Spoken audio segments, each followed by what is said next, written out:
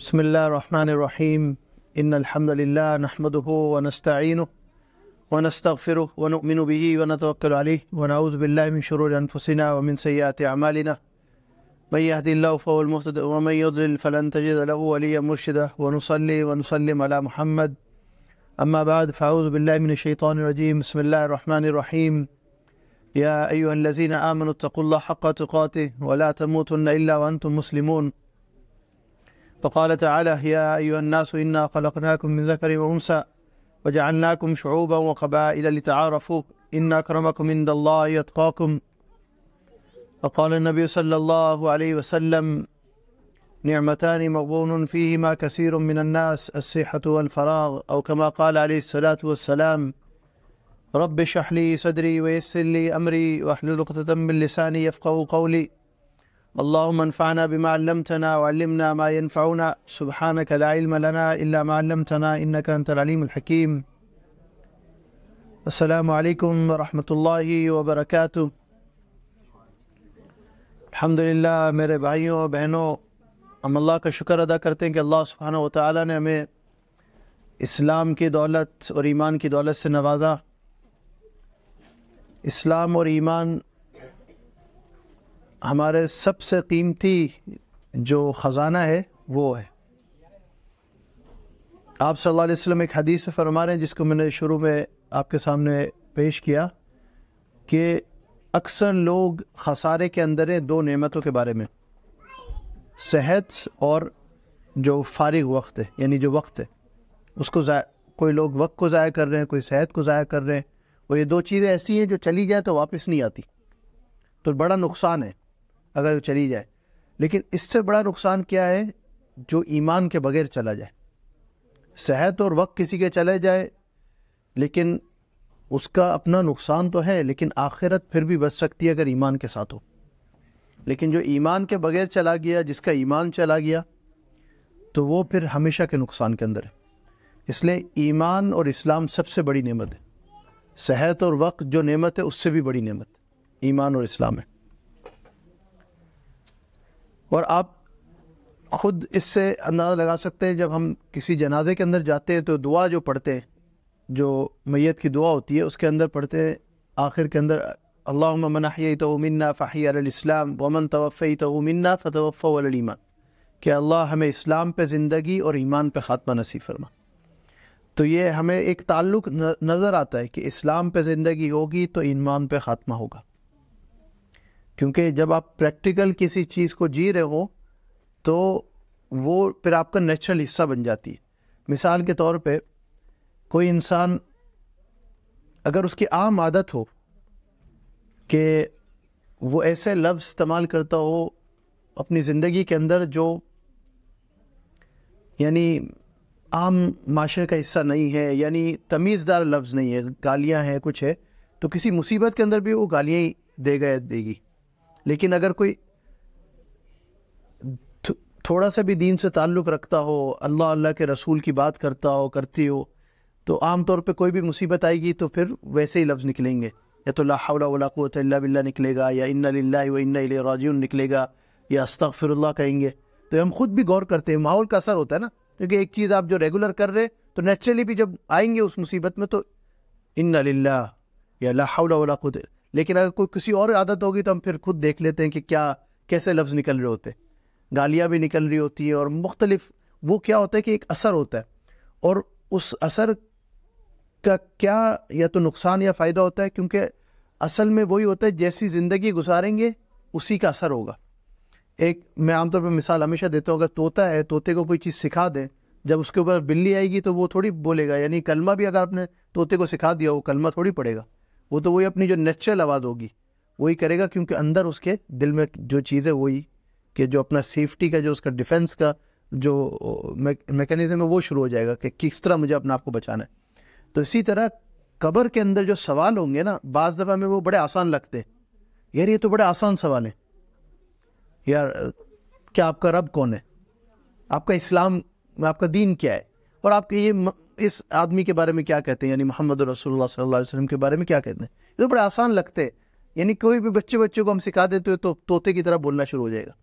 لیکن اس کا تعلق اس سے نہیں ہے کہ سوال آسان ہے یا مشکل ہے، اس کا تعلق اس سے ہے کہ زندگی کس پہ گزر رہی ہے۔ جس کی زندگی اسلام پہ ہوگی، خاتمہ ایمان پہ ہوگا، تو اس کے لیے وہ سوالات بڑے آسان ہوں گے۔ جس کی زندگی اسلام پہ نہیں ہوگی، ایمان پہ خاتمہ نہیں ہوگا، تو اس کے لیے وہ سوال بڑے مشکل ہوں گے۔ تعلق یہ ہے۔ اور اسلام اور ایمان اتنا اہم حصہ ہے کہ جب نبی صلی اللہ علیہ وسلم نے دین کا خلاصہ سامنے رکھا جبریل علیہ السلام کے ذریعے، تو اس میں اسلام اور ایمان کا مین ذکر تھا۔ جو آج کا ہمارا مضمون حدیث جبریل ہے۔ ہم کیونکہ سیرت کے حوالے سے اور ایک سیریز چل رہی ہے جس میں ہم پچھلے جو درس کے اندر ہم فتح مکہ کے اوپر آئے تھے کہ فتح مکہ پہ کیا واقعات ہوئے، اور آپ صلی اللہ علیہ وسلم نے کیا لوگوں کو خوشخبری دی کہ اذهبوا انتم الطلقاء لا تثریب علیکم اليوم۔ جسے یوسف علیہ السلام نے اپنے بھائیوں کو کہا تھا کہ اب آج سے تمہارے پہ کوئی اس کا حساب نہیں ہے جو تم نے پہلے کیا، تو معاف کرنے کے اوپر جو ہم نے بات کی تھی، اور جو فضیلت ہے جو آپ صلی اللہ علیہ وسلم کا عمل تھا۔ تو آج جو آخری حج تھا، جس کو حجۃ الوداع بھی کہتے ہیں، جو آخری آپ صلی اللہ علیہ وسلم کا حج تھا، اس سے پہلے ایک واقعہ ہوا تھا، اور یہ بالکل آخری آپ صلی اللہ علیہ وسلم کا آخری سال ہے، یعنی تقریباً 23 سال کی جو نبوت کی زندگی ہے اس کا اختتام ہونے جا رہا ہے۔ اور اب جو کیا ایک واقعہ پیش آیا ہے کہ آپ صلی اللہ علیہ وسلم ایک دفعہ ایک مجلس میں بیٹھے تھے، جیسے صحابہ کے درمیان بیٹھتے ہیں، تو ایک ایسا شخص، عمر رضی اللہ عنہ اس حدیث کے راوی ہیں، تو وہ بتاتے ہیں کہ ایسا شخص ہمارے درمیان آیا جس کو ہم نہیں جانتے تھے۔ اور وہ کیسے؟ کیونکہ کوئی آپ کے آیا اجنبی، تو آپ کو نہیں جانتے، تو آپ کو پتہ چل جائے بھائی اس کو میں نے کبھی دیکھا نہیں ہے، کبھی ملا نہیں ہوں، تو اس سے پتہ چلتا ہے وہ یہاں کا رہنے والا نہیں ہے۔ کیونکہ مدینہ کی اس وقت آبادی ایسی تھی کہ سب ایک دوسرے کو جانتے، خاص طور پہ جو آپ صلی اللہ علیہ وسلم کے فالوور تھے اور صحابہ تھے اور صحابیات تھے، پتہ تھا بھائی اس گھر سے ان کا تعلق ہے، اس خاندان سے تعلق ہے، تو اتنا مشکل نہیں تھا، خاص طور پہ جو ریگولر آنے والے ہو صحابہ۔ اب ایک بندہ آ رہا ہے جس کو کوئی نہیں جانتا، لیکن ساتھ ساتھ عمر رضی اللہ عنہ فرماتے ہیں کہ ہم دیکھ رہے ہیں اس بندے کو جو آ رہا ہے ہمارے درمیان، ہم نہیں جانتے اس کو، لیکن ساتھ ساتھ اس کے اوپر کوئی سفر کے آثار بھی نہیں ہے۔ ایک ہوتا ہے نا کہ اس زمانے میں کیا تھا کہ اگر نہیں جانتے تو اس کا مطلب وہ کہیں دور سے آیا ہے، اب جب دور سے آیا ہے تو سفر کے آثار بھی ہوں۔ آج جب اتنا لگژری سفر بھی ہم کرتے ہیں اس دور کے مطابق، اس دور کے اگر آپ مقابلہ کریں، پھر بھی سفر کے آثار ہوتے ہیں۔ اب لگژری گاڑی میں بھی 6-8 گھنٹے بیٹھ کے چلا لیں تو آپ کو پھر بھی جب اتریں گے تو کپڑے ادھر ادھر ہوئے ہوں گے، بال سیٹ کر کے انسان جاتا ہے، ایک جو ہے وہ چھگے میں منہ میں ڈال لی، پتہ چلے یا تھوڑا سا بال بنا لیے، کسی سے مل رہا ہوں نا، پتہ چلے تھوڑا سا اپنا کو سنبھالوں، اتنا لمبا سفر کا اثر ہوا۔ لیکن اس دور کا سفر کیا تھا؟ ریگستان کے اندر، تو کچھ نہ کرتے ہوئے بھی آپ کے کپڑوں پہ تو اثر ہوتا ہی تھا، بالوں پہ اثر ہوتا تھا کہ مٹی، اتنا لمبے سفر میں مٹی ہے، ہوا چل رہی ہے، تو آپ کہتے ہیں اس کے بال بھی بنے ہوئے، اور باقاعدہ بتا رہے ہیں وہ اس کے، یعنی اور بتا بھی رہے کہ اس کے کالے بال تھے، اس سے کیا پتہ چلا جوان بندہ تھا، جس کے جو داڑھی کے بال بھی کالے ہیں، سر کے بال بھی کالے، اور بنے ہوئے بال یعنی بکھرے ہوئے نہیں تھے، سفر کا اثر نہیں تھا، اور کپڑے کیسے؟ بالکل سفید، سوچ میں کہتے ہیں کھریت ویت، یعنی بالکل سفید، یعنی کوئی اثر نہیں میل کا۔ تو سمجھ میں نہیں آ رہا کہ جانتے بھی نہیں اور مسافر بھی نہیں ہے، یہ کون ہے بھائی؟ جانتے بھی نہیں ہو مسافر، تو سارے مطلب ایک طرح سے کسی نے پوچھا نہیں، لیکن پھر بھی سب اپنے اپنے طور پہ سوالیہ اس میں تھے کہ یہ کون ہے۔ پھر ایک چیز ہوتی ہے کہ چلو جس کو نہیں جانتے، جس کو کبھی ہمارے درمیان نہیں آیا، تو وہ تھوڑا سا شروع میں ہچکچاتے ہیں، یعنی کوئی اگر نیا آئے گا تو تھوڑا دور ہو کے بیٹھتا ہے، تھوڑا یعنی دیکھتا ہے کہ کیا ہو رہا ہے، کون سی مجلس ہے، اور ان میں سے اگر کوئی نبی صلی اللہ علیہ وسلم سے ملنے آیا تو وہ دیکھتا ہے کہ نبی، سوشل میڈیا کا تو دور تو نہیں تھا کہ نبی صلی اللہ علیہ وسلم کو دیکھا ہوا تو کسی نے نہیں تھا، جب پہلی دفعہ آتے تھے تو پوچھتے تھے بھائی کہاں ہیں اللہ کے نبی، کہاں ہیں؟ کیونکہ اللہ کے نبی کی ایک اور عاجزی یہ تھی کہ لوگوں کے درمیان بیٹھتے تھے۔ وہ تو بعد میں صحابہ نے اس طرح جو ہے ممبر اور یہ بنا دیا تاکہ نظر آئے، جب آپ سے بیٹھے تو نظر آئے لوگوں کو کہ بھائی یہ ہے، اور جو سننے والے ان کو بھی نظر آئے، جو ملنے آ رہے ہیں ان کو بھی نظر آئے، ورنہ تو ایسا تھا کہ آپ سے ایسے بیٹھتے تھے لوگوں کے درمیان کہ نظر بھی نہیں آتے تھے، ایسے عاجزی تھی، اور یہ آپ سے ان کا قریبی تعلق تھا لوگوں سے۔ تو البتہ یہ بندہ جو آیا تو اس نے کیا کیا کہ یہ سب کے درمیان سے گزرتے ہوئے بالکل آپ صلی اللہ علیہ وسلم کے پاس آ کے بیٹھ گیا، اور اتنا قریب آ کے بیٹھا کہ گھٹنے سے گھٹنے لگ گئے، ایک اور چیز حیران کی، ایک تو ہمیں جانتے نہیں ہیں اور پہلی دفعہ ہماری مجلس میں آ رہا ہے، اور ہم جو بیٹھے ہوئے اتنے قریب، ہم سب کو آگے پیچھے چھوڑ کے آپ صلی اللہ علیہ وسلم کے پاس بالکل قریب ہو کے گھٹنے سے گھٹنے ملا کے بیٹھ گئے۔ اس سے ایک چیز، کیونکہ اس حدیث جبریل دین کا خلاصہ ہے، اور بہت سے مختلف علم اور جو علم کے اوپر تحقیقات کی گئی ہے اس کے لیے اس حدیث جبریل کو یوز کیا گیا ہے، کیونکہ یہ خلاصہ بتایا گیا۔ حدیث جبریل جو ہے بہت سے مختلف عنوان سے استعمال کی جاتی ہے۔ تو اس سے یہ بھی ایک چیز پتہ چلتی ہے کہ جو علم آپ کو ڈائریکٹ آپ کے استاد سے ملے گا وہ ڈسٹنس سے یا خالی کتاب سے نہیں ملے گا۔ آج یہ بھی دور ہے کہ بھئی کتابیں پڑھ کے خود بن جائیں، خود سیکھ لیں، یا پھر آن لائن کورسز کر لیں۔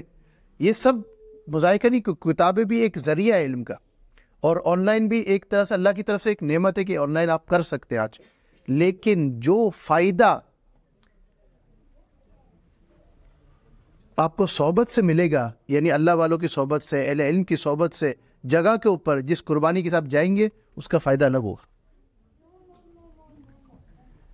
تو آپ جب وہ بیٹھے بالکل قریب آ کے، بالکل ایک تو استاد کے بالکل، یہ بھی ایک اس کے لیے جو طالب علم ہے جو علم سیکھنا چاہتا ہے کہ یعنی استاد سے قریب رہو، یعنی آپ کو تاکہ سننے کو بھی ملے کیا کہہ رہے ہیں، اور دیکھنے کو بھی ملے کہ استاد کی عادات کیا ہے۔ جو الواقعی اللہ والے ہوں گے، جو اہل علم ہوں گے، ان سے سیکھنے کو بڑا ملتا ہے۔ تو اب آپ صلی اللہ علیہ وسلم کے بالکل قریب آ کے وہ بیٹھ گئے، اور کپڑے سفید، بال جو ہے کالے، سفید سفید، جوان بھی ہیں اور صاف ستھرے کپڑے بھی پہنے ہوئے، یعنی جب آپ سیکھیں علم تو علم کی قدر کیا ہے کہ آپ اپنے آپ کو سنوارے بھی، یعنی ایسے نہیں کہ کسی حالت میں بھی بندہ علم بیٹھ کے سیکھ رہا ہو، تو اس کا بھی یعنی ایک رسپیکٹ ہے کہ بھائی علم صحیح طرح سیکھیں۔ اب پہلا سوال شروع ہو رہا ہے۔ پہلا سوال کیا ہے؟ اخبرنی عن الاسلام، مجھے اسلام کے بارے میں بتائیں۔ تو سارے صحابہ توجہ سے ویسی توجہ میں آگے کہ بھئی یہ بندہ کون ہے جو ہم سب کے درمیان آ کے آگے بیٹھ گیا، ہو سکتا ہے کوئی قیمتی سوال کرے۔ واقعی قیمتی سوال کیا صحابہ کے نزدیک؟ تو اسلام کے بارے میں کوئی پوچھ رہا ہو، اس سے بڑا قیمتی سوال کیا ہوگا کہ اسلام کے بارے میں پوچھ رہے ہیں۔ تو اب آپ صلی اللہ علیہ وسلم سے جب یہ سوال کیا گیا تو آپ صلی اللہ علیہ وسلم نے پھر ان کو اسلام کی جو 5 بنیادیں ہیں، یعنی جو 5 پلرز آف اسلام ہیں، بنیاد اسلام علی خمس، آپ صلی اللہ علیہ وسلم نے وہ بتائے، یعنی شہادت کے بارے میں، اشہد ان لا الہ الا اللہ واشہد ان محمد رسول اللہ، یعنی اللہ کے سوا کوئی معبود نہیں، اس کی گواہی دینا کہ اللہ ہی ہے، اور آپ صلی اللہ علیہ وسلم جو ہے اللہ کے آخری رسول اور بندے ہیں، یہ پہلا۔ دوسرا نماز، تیسرا جو ہے زکوٰۃ، پھر روزہ اور پھر حج۔ تو ان 5 پلرز کا آپ صلی اللہ علیہ وسلم نے بتا دیا۔ اب کوئی سیکھنے والا ہو جس کے لیے کوئی چیز نہیں ہو تو وہ کہے گا، مطلب شکریہ ادا کرے گا کہ مجھے آج سیکھنے کو ملا۔ وہ کیا کہہ رہے ہیں جواب میں؟ کہتے ہیں آپ نے سچ فرمایا، صدقتا۔ تو جو عمر رضی اللہ عنہ ہے، جو باقی صاحب، وہ کہتے ہیں ہمیں اس بات نے بھی حیران کر دیا، پہلے پوچھ رہے اور پھر بتا بھی رہے کہ آپ نے سچ کہا۔ اس کا مطلب ایک طرح سے آپ سے کا امتحان لگ رہا تھا ہمیں تو یہ کہ آپ نے سچ بتایا، آپ نے جو بتایا وہ سچ ہے۔ اس کا مطلب پتہ تھا، پہلے سے جواب پتہ تھا۔ اچھا، اب دوسرا سوال، اور دوسرے سوال سے پہلے اگر ہم یہ اسلام کو دیکھیں تو اسلام کیا ہے؟ اب جب ہمیں پتہ چل رہا ہے یہ حدیث جو خلاصہ حدیث ہے، اس کے اندر اسلام کو بتایا جا رہا ہے، اس کا مطلب ہے کہ یہ ہمارا بنیادی فریضہ ہے کہ ہم اسلام کی جو بنیادیں ان کو سیکھیں، ان پہ عمل کریں، ان کو سمجھیں، ان کو لوگوں تک بتائیں، ان کو لوگوں تک پہنچائیں۔ یہ تو ہمارا فریضہ ہے۔ اس میں سب سے پہلے کیا ہے؟ شہادہ، یعنی گواہی دینا۔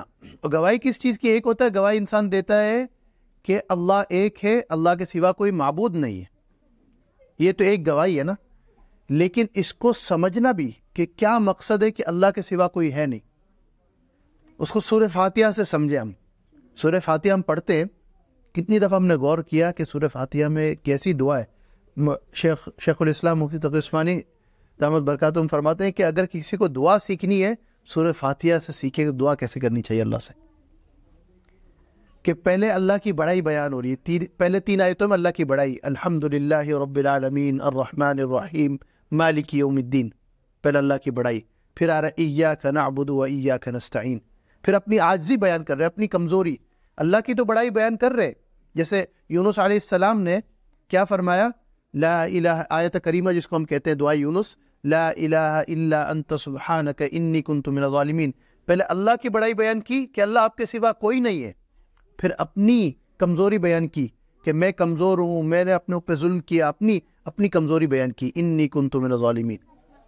آج ہم اللہ کی تو بڑائی بیان کرتے لیکن اپنی کمزوری نہیں مانتے، ہم سمجھتے ہیں بس ہم ہی ہیں، ہم سے ہو رہا ہے، ہم ہیں، ہم کریں گے، لیکن اپنی عاجزی ماننا۔ ایاک نعبد و ایاک نستعین میں کیا ہے؟ تاکید ہے، کس چیز کی؟ ایاک نعبد، آپ ہی کی عبادت کرتے ہیں اور آپ ہی سے مدد مانگتے ہیں۔ ایک ہوتا ہے نا آپ کی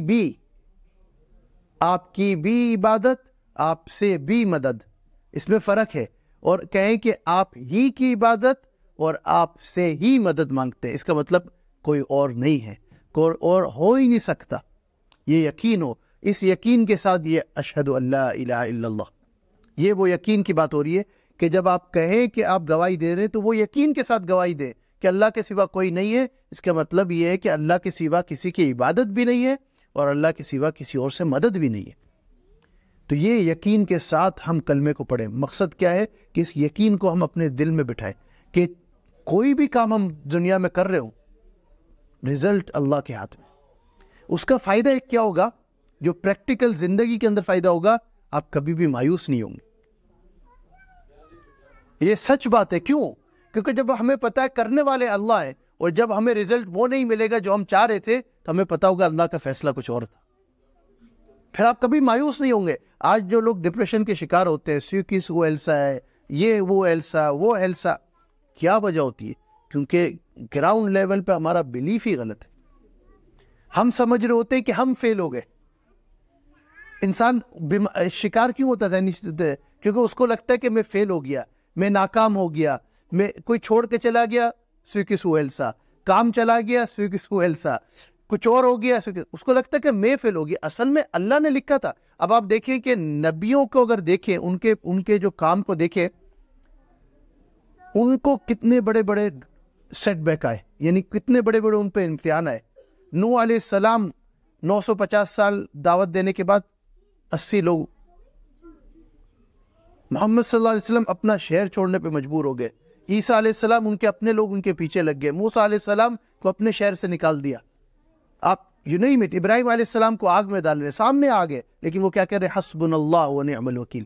تو یہ کیا ہوتا ہے؟ جب یقین ہے کہ اللہ کرنے والے، میرے سے کچھ نہیں ہو رہا، ان سے کچھ نہیں ہو رہا، جو کر رہے ہیں، رزلٹ کس کے ہاتھ میں؟ اللہ کے ہاتھ میں۔ تو مایوسی کبھی نہیں ہوگی، کیونکہ دل سکون کے اندر ہوگا۔ الا بذکر اللہ تطمئن القلوب، کہ دلوں کا اطمینان اللہ کا ذکر میں۔ یہ کب ہوگا؟ جب یقین ہمارا ہوگا کہ اللہ سے ہی ہوتا ہے، اللہ کے سوا کس نہیں ہوتا۔ تو یہ پہلا حصہ ہے کلمے کا، یقین ہمارا صحیح ہو جائے کہ ہر کام اللہ کے سوا کوئی نہیں کر سکتا۔ تو دوسرا کیا ہے؟ وَأَشْهَدُ أَنَّ مُحَمَّدًا عَبْدُهُ وَرَسُولُهُ، کہ میں گواہی دیتا ہوں کہ اللہ کے رسول کون ہے؟ محمد ہے صلی اللہ علیہ وسلم، جو آخری نبی ہے اور اللہ کے بندے ہیں۔ یہ بھی کلمے کا حصہ کیوں ہے کہ اللہ کے بندے ہیں؟ تاکہ محمد صلی اللہ علیہ وسلم کو کوئی ان کی جو اللہ نے حیثیت دی اس سے اوپر نہ لے کے جائے۔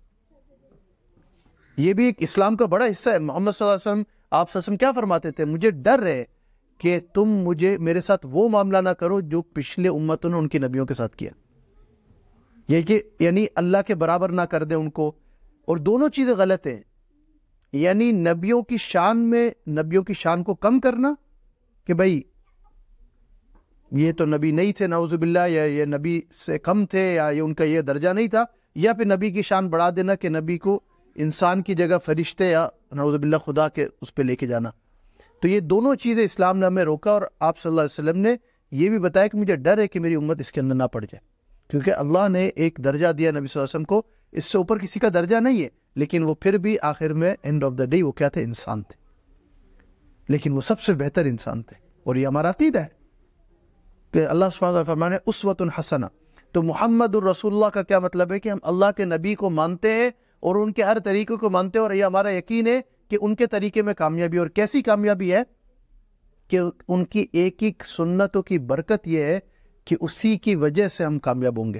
اور میں آپ کو ایک چھوٹی سی اس کی ایک مثال دیتا ہوں. ایک اللہ والے تھے، وہ یہ کہتے تھے کہ آج ہماری امت کے اندر جو زوال آیا ہوا ہے نا، جو مشکلات آئے گی، وہ اس وجہ سے کہ ہم سنتوں کو سنت چھوڑ کے چھوڑ دیتے ہیں، سنتوں کو سنت کہہ کے چھوڑ دیتے. کہتے ہیں یہ تو سنت ہی ہے نا، فرض تو نہیں ہے. کتنا عام ہوا ہوا ہے آج کہ بھئی یہ تو سنت ہے، چھوڑ دو، فرض تو نہیں ہے، فرض پورے کر لیں بڑی بات ہے.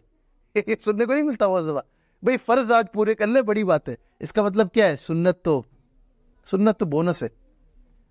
لیکن صحابہ اور ہم میں جو سب سے بڑا فرق کیا تھا کہ سنت کو سنت سمجھ کے اپناتے تھے.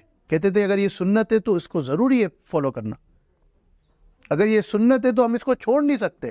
آج ہم سنت کو سنت کہہ کے چھوڑتے ہیں، صحابہ سنت کو سنت کہہ کے پکڑتے تھے کہ بھائی چھوڑنا نہیں ہے.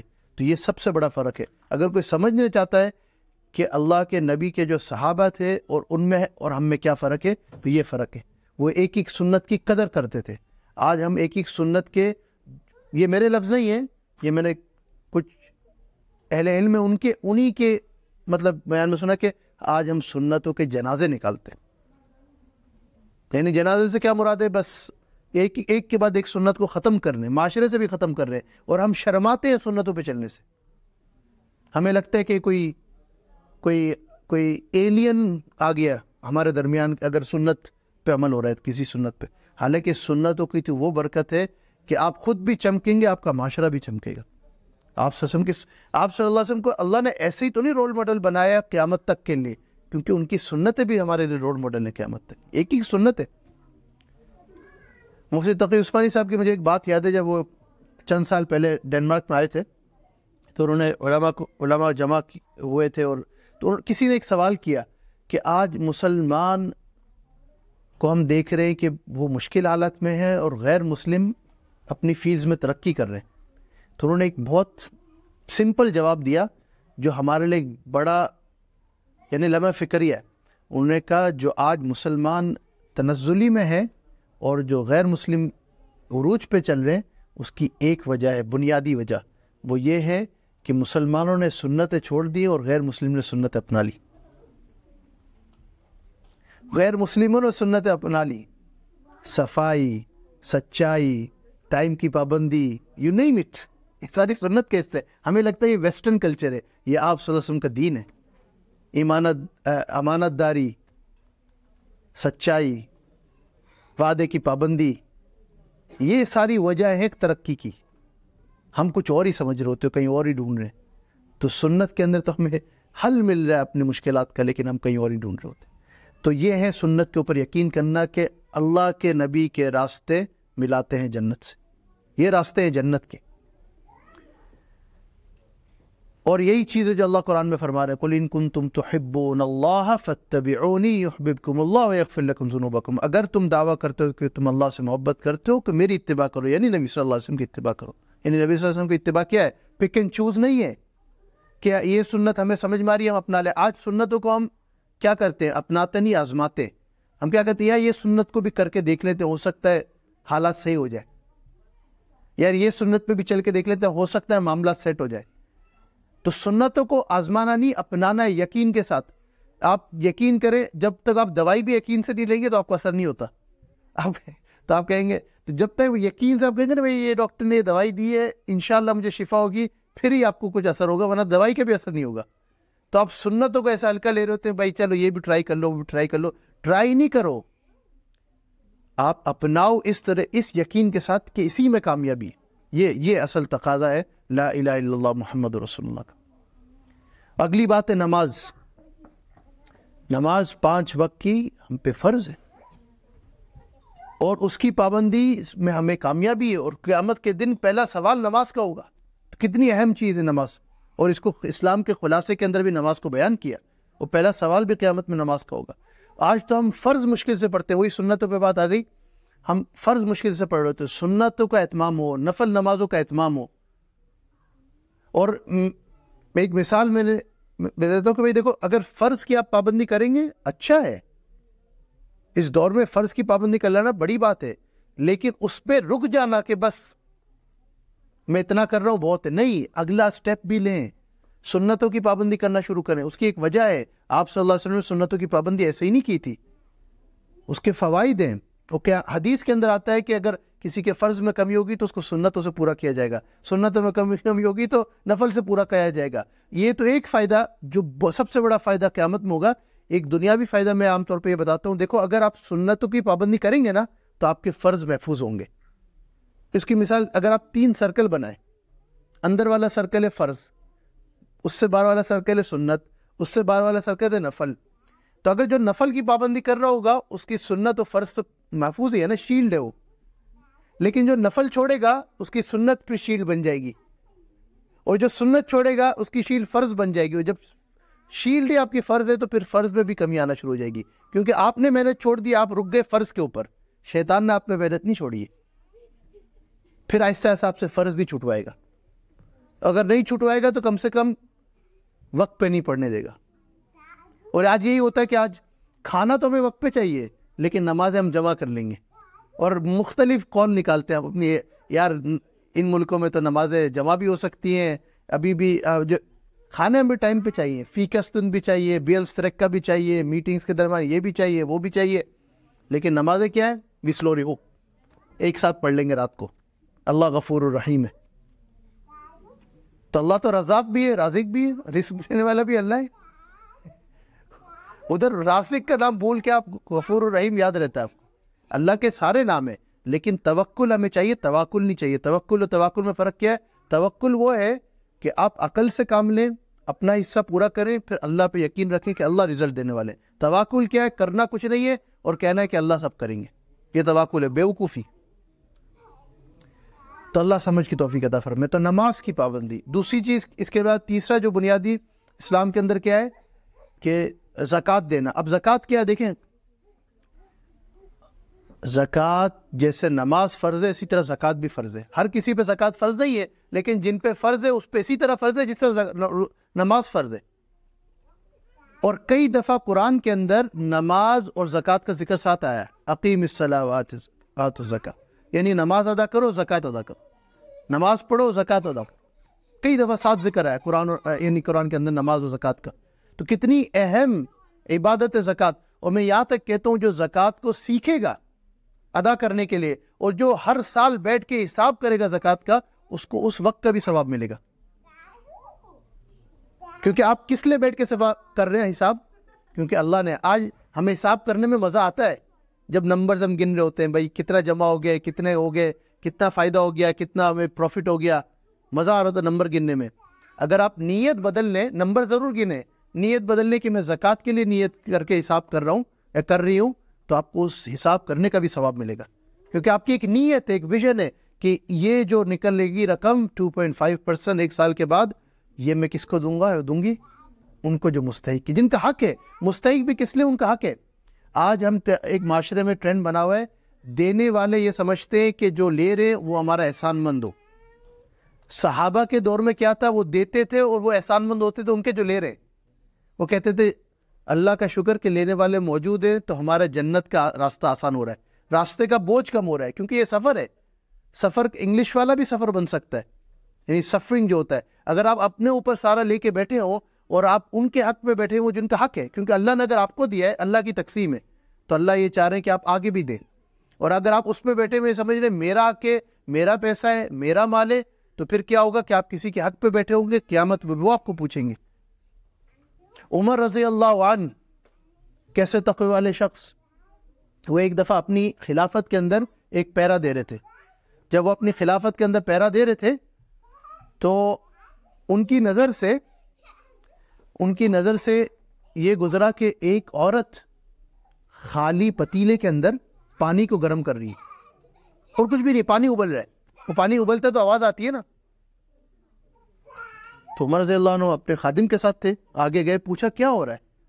بولا میں اپنے بچوں کو اس پانی کی آواز سے سلا رہی ہوں. بھوکے تھے بچے, لیکن وہ کس طرح کہے کہ میرے پاس کچھ ہے نہیں, تو میں پانی کو ابال رہی ہوں اور اس انتظار میں وہ سو جائیں گے, میں دے تو کچھ نہیں سکتی ان کو کھانے کے لیے, میرے پاس کچھ ہے نہیں. عمر رضی اللہ عنہ رونا شروع ہو گئے. اس عورت نے پھر کیا کہا, اس عورت نے کہا کیونکہ وہ عمر کو دیکھی بھی نہیں تھی لیکن اس کو پتا تھا عمر خلیفہ ہے. عمر رضی اللہ عنہ سے ملی بھی نہیں تھی لیکن اس کو کیا پتا تھا کہ عمر رضی اللہ عنہ خلیفہ ہے. وہ کہتی ہے اللہ عمر کو پوچھے گا کہ وہ میری اس حالت کو نہیں پوچھ رہا. وہ رونا شروع ہو گئے. اس کو تو نہیں پتا کہ عمر کون ہے. وہ فوراً گئے اپنے خادم کے ساتھ اور جو کچھ وہ لا سکتے تھے اپنے ساتھ, اور خادم نے کہا کہ میں اٹھا لوں. بولا عمر رضی اللہ عنہ کا جملہ سنے, بولے قیامت میں بھی تم میرا بوجھ اٹھاؤ گے؟ قیامت میں تو میں نے بوجھ اپنا اٹھنا خود ہی اٹھانا ہے, تو آج بھی میں خود ہی اٹھاؤں گا. اور وہ پھر راتوں رات اس عورت کے پاس سب کچھ لے کے گئے اپنے خادم کے ساتھ, لیکن خود اٹھا کے, اس فکر کے ساتھ کہ اللہ کو کیا جواب دیں گے, اس معصوم بچوں کے لیے کیا کریں گے. آج ہم کیا کر رہے ہیں؟ ہم یہ تو کہتے ہیں کہ بھائی وہ لوگ یہ نہیں کر رہے, وہ لوگ یہ نہیں کر رہے, ساتھ ساتھ ہم جو سارے خبریں سن رہے ہیں کہ ان بچوں کے ساتھ, ان معصوموں کے ساتھ, ان بے گناہوں کے ساتھ کیا ہو رہا ہے دنیا بھر کے اندر. لیکن ہم کیا کر رہے ہیں؟ کتنی دفعہ ہم وہ کام کرتے ہیں جس کے پیسے بھی نہیں لگتے, دعا کتنی دفعہ کرتے ہیں اللہ کے سامنے, میں اور آپ خود ان کے لیے دعا کتنی دفعہ ہم کرتے ہیں, جہاں ان کے لیے خیرات جمع ہو رہی ہے اس میں کتنی دفعہ حصہ لیتے ہیں. یہ تو ہے کہ بھائی چلو ویڈیو دیکھ کے دل دکھ ہو جاتا ہے, یہ ہو جاتا ہے, پھر ہم یہ کہہ دیتے ہیں یہ ان حکمرانوں کا قصور ہے, یہ ان کا قصور ہے, یہ ان کا قصور ہے. جو ہمارے بس میں ہم کتنا کر رہے ہیں. عمر رضی اللہ عنہ کے جتنا بس میں تھا کرا نا, اور اللہ سے ڈرے بھی نا اور روئے بھی نا. ہم کتنا کر رہے ہیں؟ دعا جس کے پیسے بھی نہیں لگتے وہ کرتے یا نہیں کرتے. تو یہ چیز ضروری ہے, اس کو سمجھے. تو زکوٰۃ ایک بہت ضروری حصہ ہے, وہ فریضہ ہے. آج تو ضرورت اس کی کہ زکوٰۃ کے علاوہ ہم صدقہ خیرات بھی کریں. نوبت امت کی یہ آئی ہوئی ہے, کہیں جو ہے وہ زلزلہ آئے ہوئے, کہیں سیلاب آئے ہوئے, کہیں جو ہے وہ جنگ کی حالت ہے, کہیں کیا ہو رہا ہے, اور ہم کیا ہے, ہم اپنے اسی پر بیٹھے ہوئے ہم سمجھ رہے ہیں کہ ہماری تو کوئی ذمہ داری نہیں ہے. تو یہ زکوٰۃ کو سیکھیں اور دیں. اور پھر روزے. بعض دفعہ ہوتا ہے بھائی دیکھیں مختلف ڈائٹ پلان ہم فالو کرتے ہیں, وہ آسان ہوتا ہے لوگوں کے لیے فالو کرنا. بھائی کوئی ڈائٹ پلان فالو کر رہا ہے, اس میں 12 گھنٹے پہ ہم بھوکے رہ جائیں گے, لیکن جب روزے کی باری آئے گی, یار یہ نہیں ہوتا یار ماڈرن ٹائم میں رہتے ہیں یار, سویڈن میں کون روزے رکھے گا یار, کام دو کام کرتے. ڈائٹ پلان یار صحیح چل رہا ہے, جم بھائی صحیح چل رہی ہے. تو جب روزہ آتا ہے تو اس میں ہمارے ایکسکیوزز نکل جاتے ہیں, اور باقی ڈائٹ پلان کیسے بھی الٹے ہو نا, ہم حلال چیز کو بھی حرام کر دیں گے اپنے اوپر. ہم ابھی 2 ہفتے پہلے ہمارے جمعے میں بھی یہی مضمون تھا کہ حلال چیز کو حرام نہ کرو, وہ بھی کر چکے ہوں گے اپنے اوپر کہ بھائی یہ بھی نہیں کھانا میں نے, یہ بھی نہیں کھانا, حالانکہ حلال ہے. کیوں؟ ڈائٹ پلان فالو کر رہے. لیکن جب اللہ نے جو چیز کی پابندی لگائی اس کو نہیں کر رہے, کیونکہ وہ ہماری عقل میں سمجھ میں نہیں آ رہا, کیونکہ ہماری عقل اتنی چھوٹی ہے. سیدھی سی بات تو یہ کہ اللہ جو ہمیں بنانے والے, نبی صلی اللہ علیہ وسلم جو سب سے زیادہ علم والے اور سمجھداری والے اور حکمت والے, ان سے زیادہ ہماری عقل کہاں سے آ گئی کہ ہم اپنے فوائد بتا رہے ہو, روزے کے اندر نقصان بتا رہے ہو.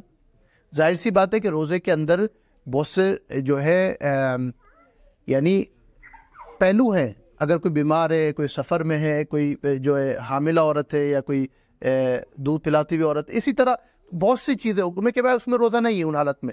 لیکن جو عام جس کی صحت اجازت دے رہی ہے, جس کی عمر اجازت دے رہی ہے, عمر سے مراد وہی ہے کہ اگر آپ بہت بڑی عمر میں جا کے اور ایسی بیماری ہے یا کچھ ہے, یا پھر بہت چھوٹے نہیں, آپ بالغ ہو چکے, تو پھر آپ نے روزہ رکھنا ہے, پھر ایکسکیوز نہیں ہے. آپ کی اگر انڈیویجول کوئی حالت ہے تو کسی اہل علم سے جا کے پوچھے, سیکھے اور وہ کرے. لیکن ایک جنرلائز مسئلہ بنا دے اور اپنے فتوے دیں کہ بھئی یہ ہے یہ نہیں ہے, اس سے بچیں, کیونکہ یہ خطرناک معاملہ ہے. اسی طرح ہم آ جائیں حج کے اوپر. حج میں بھی ایک الگ معاملہ ہے. حج فریضہ ہے جس کو اللہ نے حیثیت دی ہے. حیثیت کی کیا ہے؟ صحت اجازت دے رہی ہے, جیب اجازت دے رہا ہے, یعنی بینک اجازت دے رہی ہے. حج میں جیب میں نہیں ہوتے نا, اب تو بینک میں ہوتے ہیں. تو آپ کو آپ کی سیونگ اجازت دے رہی ہے, آپ کو آپ کے قرضے وغیرہ نہیں. بعض دفعہ لوگ, یہ بھی ایک مسئلہ ہے بڑا معاشرے کے اندر, بعض دفعہ لوگ کال کرتے ہیں, بولتے ہیں یار فلاں شخص اتنا قرض دار ہے میرا, یا اس کا یا اس کا, اور وہ ماشاءاللہ حج پہ گیا ہوا ہے یا عمرے پہ گیا ہوا ہے.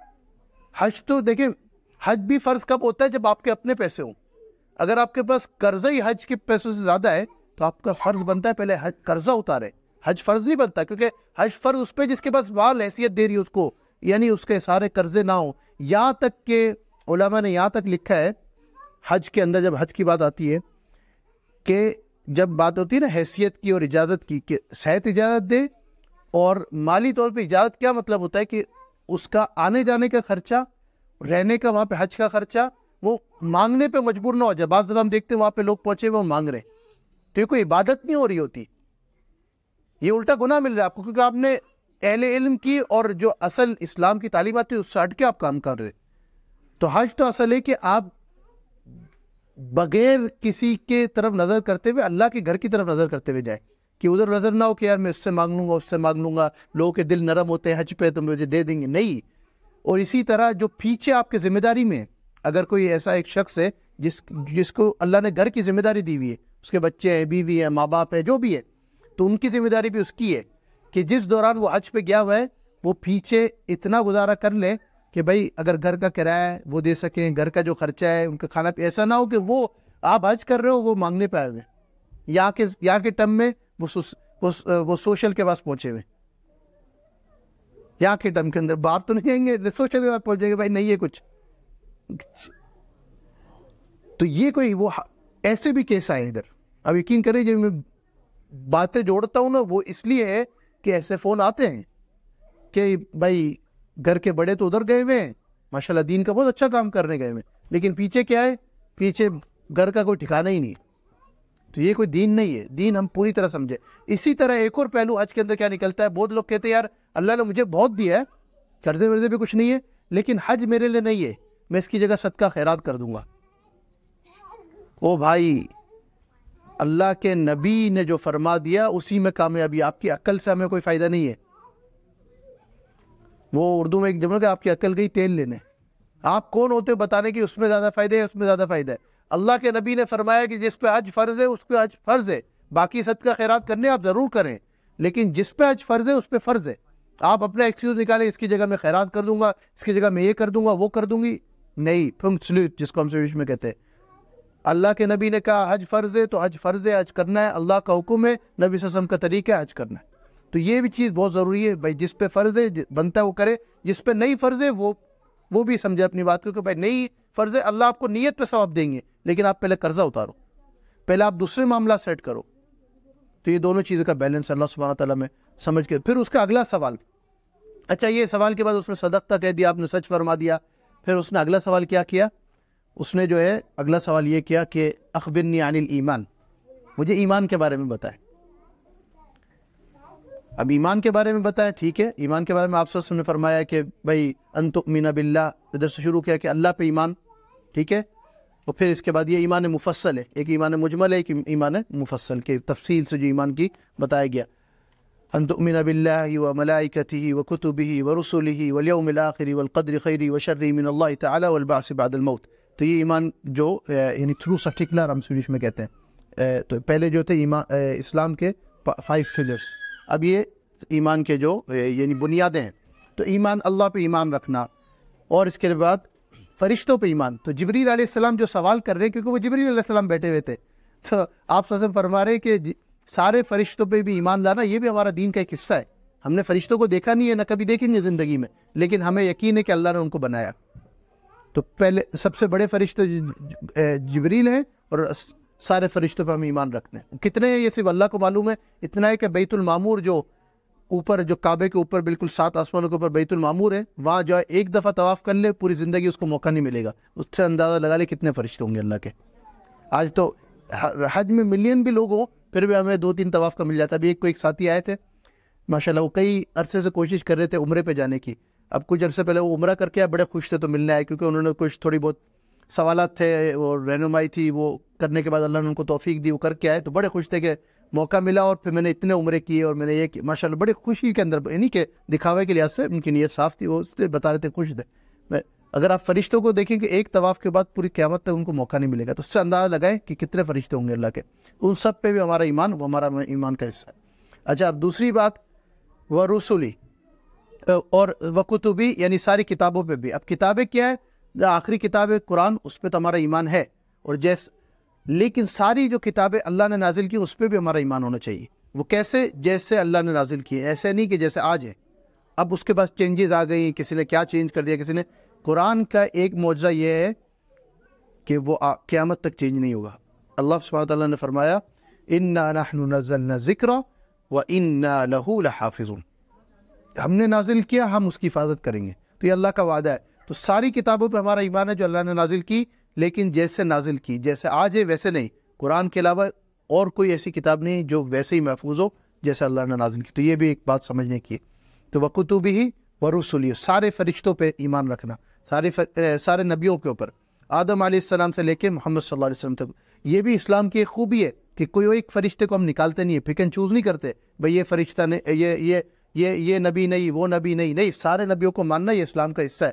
کوئی اگر ایک نبی کو بھی نہ مانے تو وہ مسلمان بھی نہیں ہے، کیونکہ سارے نبیوں کو ماننا یہ مسلمان کا تقاضا ہے، ایمان کا تقاضا ہے. تو سارے نبیوں کو ماننا، آخری نبی محمد صلی اللہ علیہ وسلم کو ماننا، لیکن ان سے پہلے سارے نبیوں کو ماننا کہ وہ اسی سلسلے کے. آپ صلی اللہ علیہ وسلم نے بہت دفعہ یہ فرمایا کہ یہ میرے بھائی ہیں، میرے بھائی یونس، میرے بھائی عیسیٰ، میرے بھائی موسیٰ، میرے بھائی ابراہیم، یہ سارے آپ صلی اللہ علیہ وسلم کے بھائی جیسے تھے. تو اللہ نے ہمیں بتایا کہ سارے نبیوں کو ماننا. پھر اسی طرح آخرت کو ماننا. آخرت کیا ہے؟ میں عام طور پہ کہتا ہوں وہ سب سے بہتر عدالت ہے. آج جو پوری زندگی میں ہم دنیا کے اندر ناانصافیاں دیکھ رہے ہیں نا، ظلم ہو رہا ہے، ظالم جو ہے اپنا کام کر رہا ہے، مظلوم جو ہے سہ رہے ہیں. بعض لوگ تو پوری زندگی اس طرح ظلم کے اندر سہ رہے ہوتے ہیں، اور بعض لوگ رشتے کے اندر. دیکھو، ہم ظلم کے بھی مختلف حصے ہیں. ہم یہ سمجھتے ہیں وہ جو ظلم ہمیں نظر آ رہا ہے دنیا کے اندر وہی ظلم ہے. بعض دفعہ ہم ظلم کر رہے ہوتے ہیں دوسروں پہ. کبھی ہم گھر والوں پہ ظلم کر رہے ہیں، کبھی پڑوسی پہ ظلم کر رہے ہیں، کبھی اپنے آپ پہ ظلم کر رہے ہیں. اور ظلم کی تعریف کیا اگر عربی میں سمجھ لیں شریعت کے اندر، وضع الشیء فی غیر محلی، کسی چیز کو کسی دوسری جگہ پہ رکھ دینا، یہ ظلم ہے. یعنی مثال کے طور پہ آپ کا وقت لگنا چاہیے تھا اچھے کاموں میں، آپ برے کام میں لگا رہے ہیں، یہ ظلم ہے. آپ کو اللہ نے پیسے دیے، آپ اچھے کاموں کی جگہ برے کام لگا رہے ہیں، یہ ظلم ہے. آپ کو اللہ نے گھر میں ذمہ داری آپ وہ پوری نہیں کر رہے، ظلم ہے. پڑوسی کے اچھے حقوق ہیں آپ نہیں پورے کر رہے، ظلم ہے. تو آپ سمجھ سکتے ہیں کہ ظلم کتنا براڈ ہے. آج ہم صرف ظالم اس کو بناتے ہیں جو کوئی حاکم ہو. ظلم کی مختلف، اس لیے بعض دفعہ بعض علماء کو کہیں گے جب وہ جب ظلم کو بیان کر رہے ہوتے ہیں آنکھیں کھل جاتی ہیں کہ ظلم کیا ہے.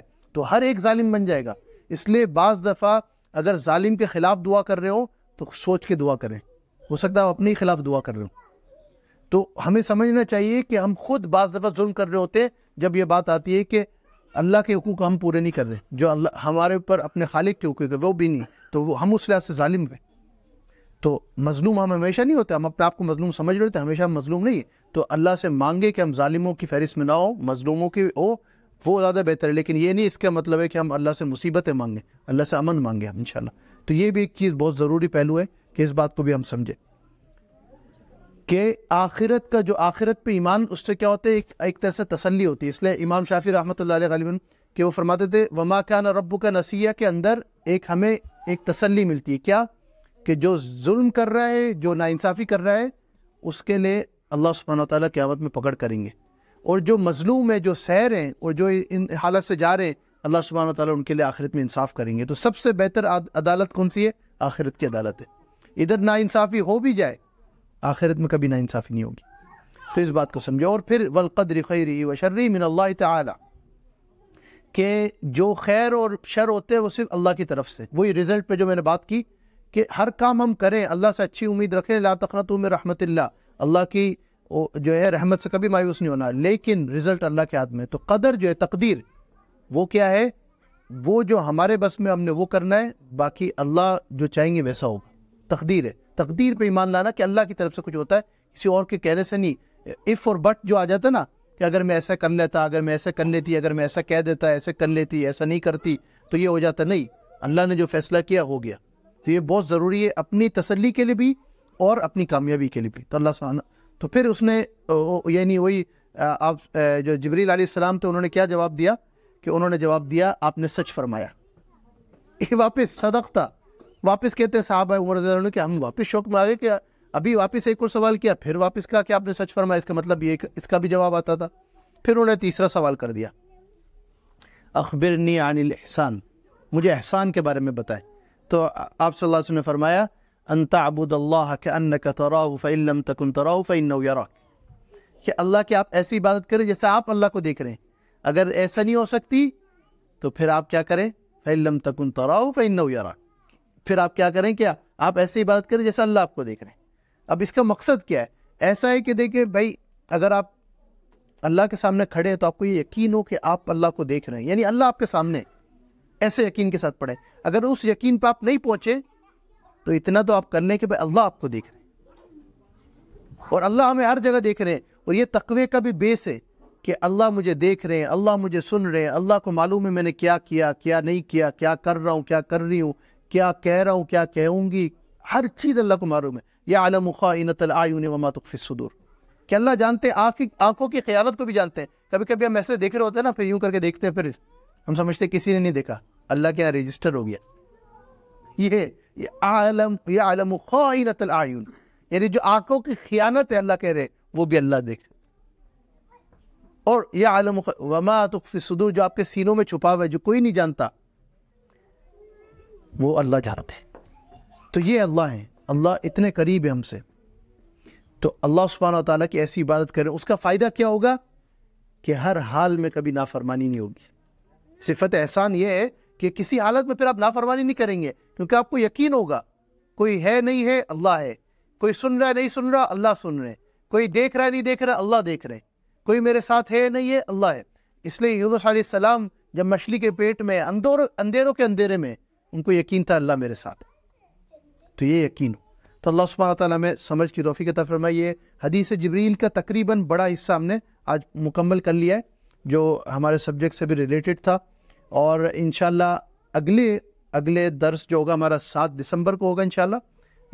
اور اس کے اندر انشاءاللہ جو ہمارا بقیہ جو سیرت کا حصہ ہے, حجۃ الوداع جو ہے, آخری جو آپ صلی اللہ علیہ وسلم کا حج ہے, اور جو آخری خطبہ ہے, آخری خطبہ, اور آپ صلی اللہ علیہ وسلم کی جو وفات کا جو مرحلہ ہے, اس کو انشاءاللہ اگلے درس میں انشاءاللہ بیان کریں گے. اور انشاءاللہ وہاں سیرت کا اختتام ہم کریں گے. ویسے تو سیرت میں نے کہا ہر لمحہ ہمارے لیے قیمتی ہے, سیکھنے والا ہے, لیکن ہم نے کچھ سیرت کے پہلو لے کے اس سے سیکھنے کی کوشش کی ہے. تو انشاءاللہ اللہ سبحانہ تعالیٰ ہمیں عمل کی توفیق عطا فرمائے. اور اگلے درس میں بھی انشاءاللہ آپ لوگ خود بھی آئے, پابندی کریں. اور انشاءاللہ جو ٹائمنگ ہوگی اگلے درس کی وہ ہم بتا دیں گے.